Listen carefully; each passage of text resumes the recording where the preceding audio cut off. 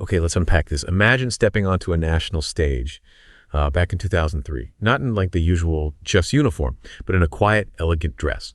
That was Giada De Laurentiis. Fast forward 2 decades, and she's built, well, a $30 million empire. And the surprising twist, it wasn't just cooking skill, but something deeper, her personal style. Today, we're going to take a deep dive into how that quiet, elegant style became the bedrock, really, the lasting legacy. Yeah, and this isn't just about recipes or TV ratings. It's really a masterclass in how powerful personal style can be in building a brand, a serious brand. From the moment she showed up on Food Network, looking effortlessly stylish, without that bulky chef's apron, Giada started redefining success in the food world. She's moved from being just a host to this formidable entrepreneur and founder of her own lifestyle platform, Giadzy.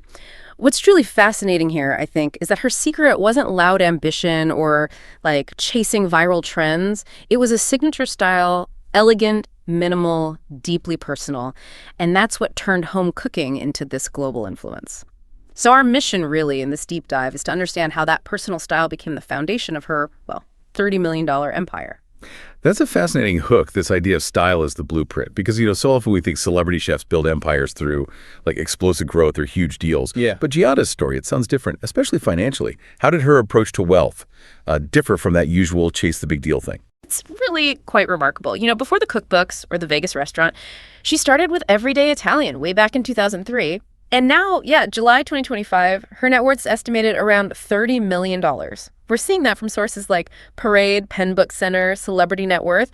But her style, that elegant, minimal thing, it wasn't just for show. It was kind of a financial strategy, too. She didn't chase those noisy, flashy deals. Instead, she curated her investments. Like, she'd curate a simple, perfect meal, focusing on quality, ownership, long-term equity, not quick, high-risk stuff. Her income streams are incredibly diverse now. Over 20 years with Food Network, more than 10 best-selling cookbooks.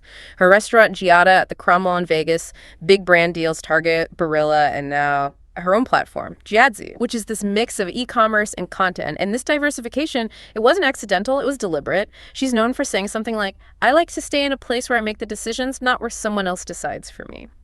So this approach, it meant her empire wasn't built on external risk. It was built on slow mastery, on understanding what she owned and how every single move built long-term equity.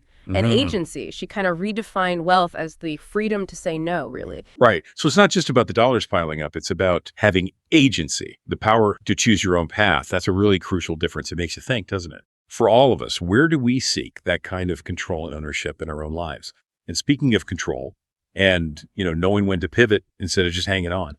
That disciplined approach seems to run through her whole career. How does she apply that same thinking to her career moves? It's absolutely true. Longevity in entertainment, and especially food TV, it's incredibly tough. But Giada didn't just survive, she consciously evolved. She seems to live by this philosophy. Every 7 years, I need to switch gears. It keeps me alive creatively and her career. It unfolds like a perfectly timed recipe almost. 2003 to 2010, Everyday Italian. That introduced her as the warm, chef next door. Then 2010 to 2015, Giada at Home. That shifted her into more of a cozy lifestyle figure, letting people into her world a bit more. Then 2015 to 2022, Giada Entertains. That really elevated her to an icon of entertaining. And then came the biggest move. In 2023, after 20 years, she left Food Network, signed a multi-year production deal with Amazon Studios, focusing entirely on building Giadzy. Now, leaving the network that made you famous, that's a huge risk, no doubt. But she put it like this. She said she was afraid to leave, but more afraid of never changing. And that rhythm, that reinvention without, like, burning bridges, that's exactly why she stayed relevant. She knew when a chapter was done, even when she was at the top of her game. That rhythm of reinvention, wow. That's incredibly insightful, Yeah. especially knowing when to let go, even at peak success.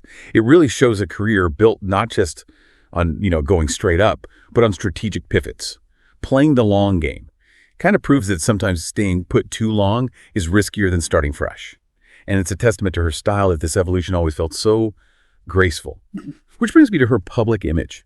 Lots of celebrity chefs go for extravagance, fire, big theatrics, but Giada built her whole thing on something much quieter.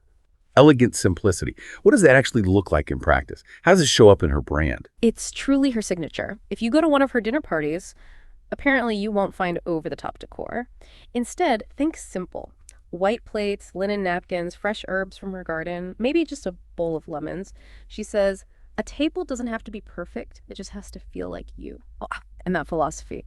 It's right at the heart of her brand, from everyday Italian all the way to her Giadzy products. Simple, heartfelt, authentic. Her clothes, the way she plates food, even the Giadzy website, it's all clean visuals, warm stories.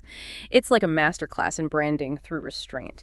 And this simplicity, it's not an accident, it's very deliberate. In a world, especially online, where everyone's shouting, Giada kind of whispers, it creates space, invites you in. It's a smart strategy, really. Cuts through the noise. Her goal, she says, isn't to impress, it's to connect. And that calm clarity, that's become her superpower. Right. It builds trust, this steady, unshakable influence.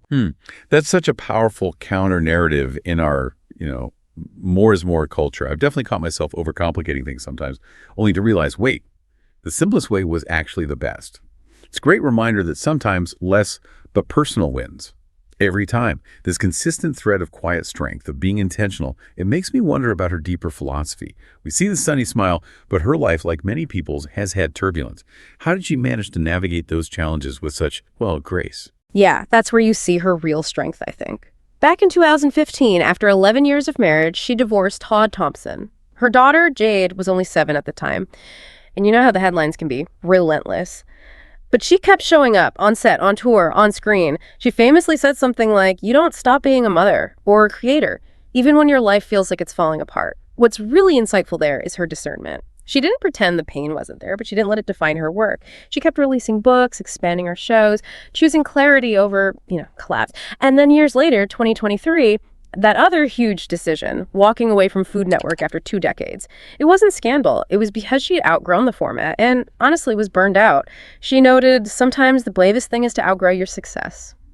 And that quiet courage, that really defines her philosophy. When things change, don't cling, realign, don't break, reshape, don't just react, respond intentionally. She seems to make fewer big public decisions than maybe other figures, but when she does, they resonate for years because they're so aligned with who she is. That's incredibly powerful. In a culture obsessed with constant action, constant reaction, she really embodies something rarer, intentional stillness. And it seems like in that stillness, she finds her next move. Always aligned, always hers. It's a remarkable kind of soft power. She was technically born into Hollywood royalty, right? Granddaughter of Giada De Laurentiis. But she never seemed to just ride that wave. She crafted her own influence. Through personal truth, consistent storytelling. How did that translate into such lasting impact? And maybe more importantly, how did it help her when things got tough, in crises? Right, she actually spent years actively avoiding the spotlight, studied anthropology before even going to culinary school. That tells you something about her deliberate nature. She says people don't connect with perfection, they connect with vulnerability. And that mindset, it totally reshaped her role. She wasn't just teaching recipes, she was inviting people into her life, her daughter, her kitchen, her Italian roots, even her struggles. And you see that most clearly, I think, in Giadzy, her platform. Launched initially in 2016, then fully relaunched in 2023. It blends storytelling, recipes, curated Italian products. It's this online world that's part blog, part store, part experience, a real triple threat: content, commerce, community.